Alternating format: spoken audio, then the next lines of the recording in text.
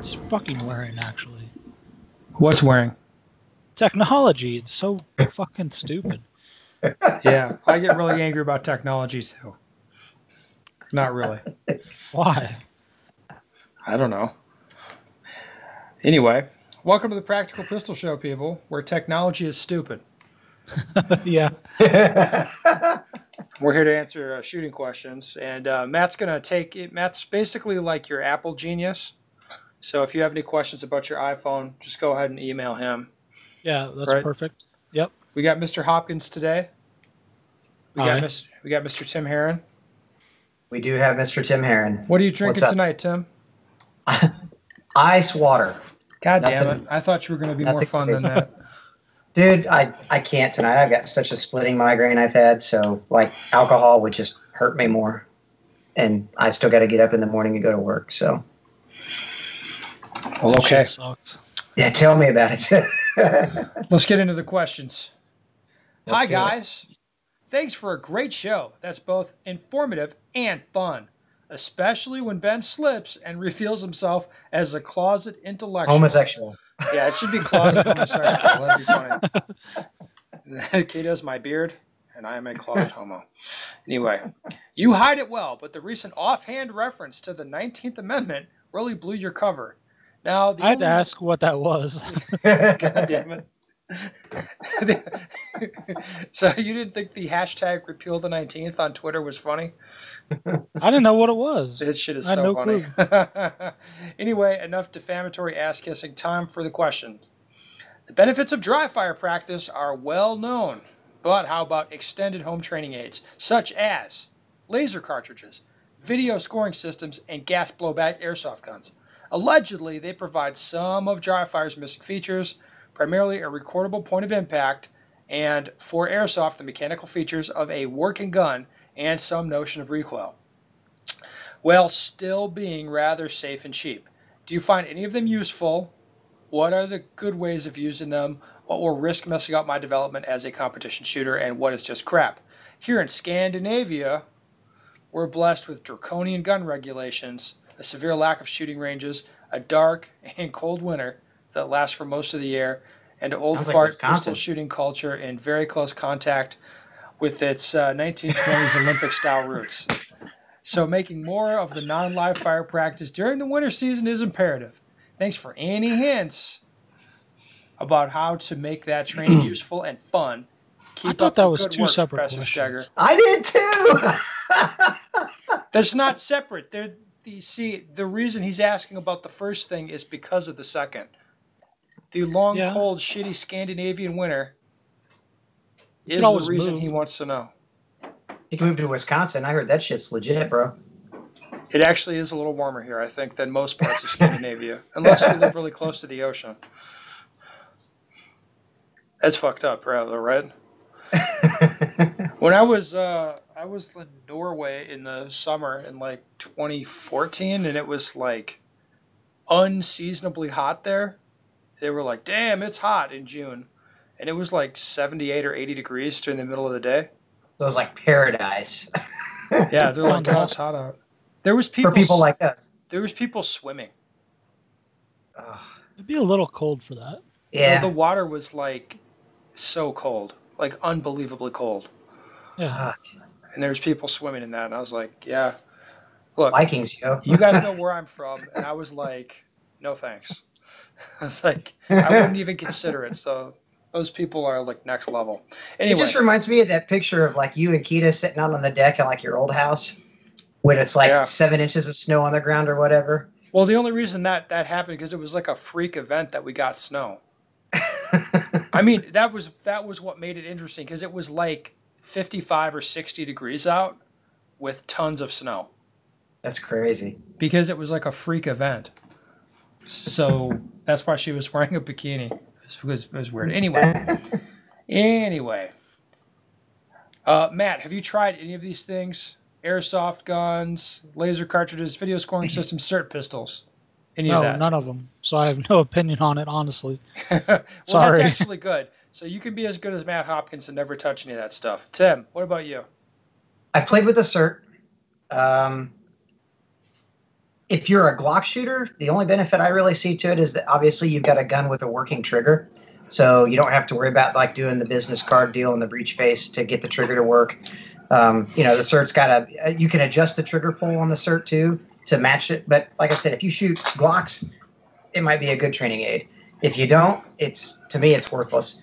I don't like laser pointers and things like the cert pistols because of the fact that it causes you to have the wrong focus on, I think, the wrong things. Like you tend to focus on a super target focus or seeing, you know, or focus on the resultant pulling of the trigger and seeing the result, you know, laser shot on the target than you do paying attention to what you should be paying attention to, which is sight alignment as you're pressing the trigger and what the sights are doing. So I don't know. I don't really see it as do I see it as harmful? I think I could see some harm in it, but I really don't see a whole lot of good in it. No different to me. I'd rather pick up my pistol and use my gun. All right. Maybe here's a better way to ask this question. Matt, why have you never, it sounds like you've just never been interested in any of this stuff. Well, they don't make like certs in CZs. All right, but I mean, yeah, I could get a laser in it, I guess. I mean, there's just no point, I don't think. I don't hardly do any dry fire, so I'm not going to buy a bunch of gimmicks to make me do even less of it. What about an airsoft gun? Have you ever had any interest? I have a replica Shadow airsoft. Is it a gas gun or a spring powered? It's a gas gun. Okay. I think I shot like 2 cartridges out of it. It's kind of fun to shoot the animals with it, but not. You shoot your cat with that? Not this one. Another one. Not this one. Oh my god. I'm not gonna shoot Mimi. Yeah, hell no, I can't shoot Mimi. I don't know, dude. I don't know what runs through that crazy head of yours.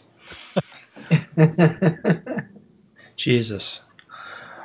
Okay. I have used laser cartridges, video scoring systems. I have used. I used gas blowback airsoft guns. Actually, I used those pretty seriously for training for 2 winters, mostly because it was fun.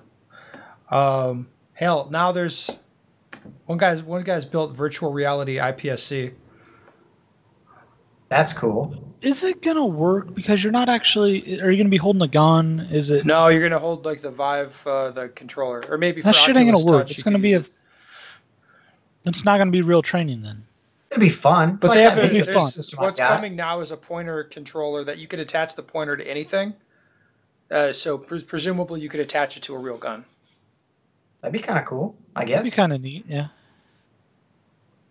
Like I said, the best thing for me for You're dry not gonna- fire is I've got that video game. Matt's come over and played that game with me before. My Speed Shooting USA game or whatnot. And I don't really... Yeah, that's the funnest dry fire I've done. Hell yeah, it is. All right. If I had one of those, I might actually do it. So the reason that this stuff is kind of a fun distraction, and I think the value is if it makes you practice, if it makes you interested, then that's valuable in and of itself. Aside from that, it's not really doing anything for you. Especially like when I actually built a bunch of airsoft BB traps at one point. When I was using a Beretta, so it was easy to get a gas replica Beretta. I had replica guns, a bunch of magazines, because one of the logistical problems with airsoft is that the as you shoot the gun, especially when you shoot it quickly, the gas source cools down really fast. And so the magazine cools down really fast. It changes the air pressure going through the gun. And the gun functions, it cycles really slowly. And the BBs don't go to the same spot unless you get a really expensive like gas valve system. So when you guys see, have you seen that like ninja-fied airsoft shit in Asia? Uh-huh. Those things they're using extremely sophisticated and expensive guns. Yeah, those guns probably cost as much as like the real deal, right?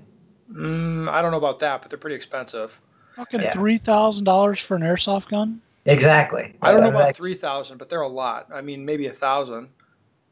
Especially if you have like. It's not any better. Well, it's like a third as much.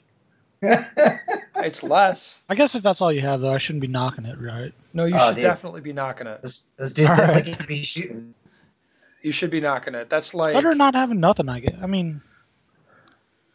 Dude, if you really like gunplay, that's all you got. Well, if it's all you got, it's way better than nothing. Yeah. Hell yeah, it is. It's a permanent blue ball, man. It's like, not quite. It's like, it's more in line with masturbating. Because you're actually getting something out of it. I would. It's just not Matt, the full thing. Yes. Thank you, Matt. Yeah, I agree. Airsoft. More in line with masturbating, really.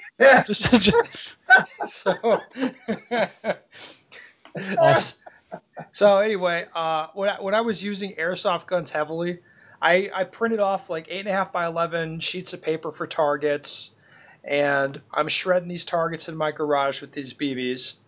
And I had a bunch of magazines so I could cycle through them. I could actually train. So like one magazine would cool down, grab the next magazine, put the other one on like a sort of mild heat source. You know, when that one gun cools down, switch guns, and the guns fit in my actual holsters and all this shit. And it was kind of fun. It was my roommates at the time really didn't like it because they'd be in the house trying to do something, and all they hear in the garage is like. Like by roommates, do you mean my brother? I lived with my brother and one of his friends at the time. Okay. Maybe if my neighbors didn't like it, I don't know. I can't imagine they liked it, but they like. Well, did you do it at like 2 a.m.? Yes. Perfect. That's when I would do it. Oh yeah. Well, no, you know how I roll. I do stuff when I feel like doing it. So if the mood strikes at 2 a.m., then I guess you got to go in the garage and do some airsoft training. Did that stuff help? No, because I mean, did it help more than dry fire? I should say, not really. It was just something fun. The way the BBs move, it's not really like 1-to-1 feedback because the velocity is a lot lower. You can't really trust the guns as far as how accurate they are. They're not. I mean, they're accurate enough to shoot a person. You know, you can shoot a person in the chest pretty easily at like 10 but yards. in your garage when you're shooting, when you're on a quarter scale targets. Yeah, 1/3 scale target in your garage when you're going really fast and the air pressure in the gas is changing. Like, was that Alpha or Charlie? Was that the BB or was that something you did or whatever? Like, you scored targets, dude. This shit was next level. I'm telling you. Glad you hadn't wrote about that. What? You might sell a lot of airsoft guns, though. Maybe you should. Maybe I should try to sell airsoft guns.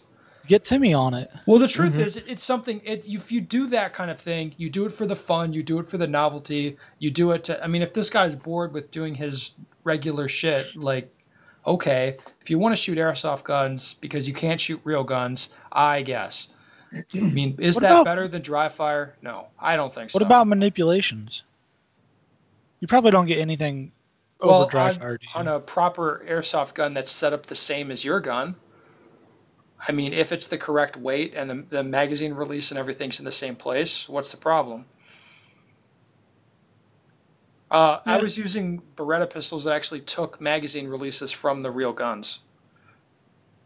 That's cool. Well, I know a lot of the airsoft companies do use factory parts because I've had to deal with a couple of them. Yeah, they're total nerds about it. It's kind of funny. They're very into it, yes. Yeah, like they think what they do is like, this is real important. It's like, all right, whatever. It makes you happy. But anyway, you do that stuff for the novelty, I think. It's not better than actual dry fire. It's like the laser, if you're using a laser, that can't tell you anything that just watching your sights couldn't tell you.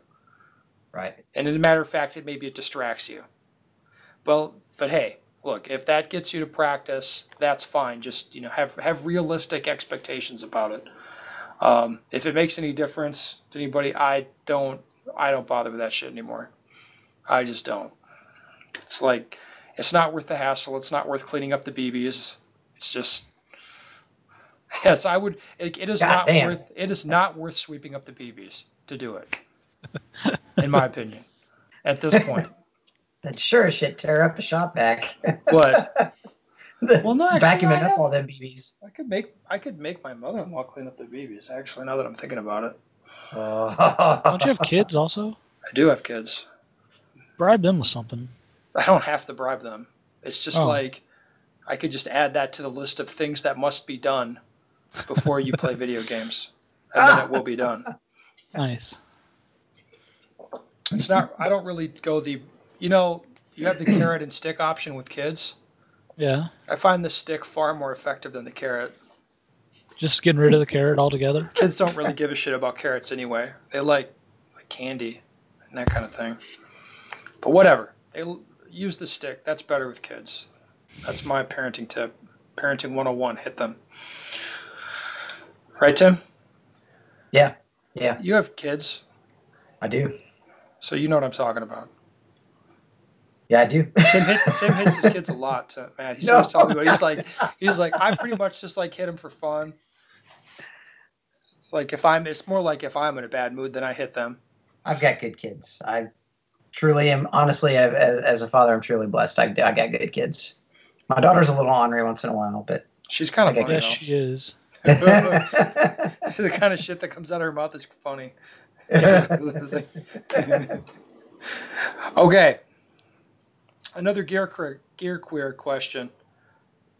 Does the choice of pistol really matter? I feel your panel, this will be you, Tim, could shoot GM with a Derringer. Oh, God. Bet not. I bet Yeah. not.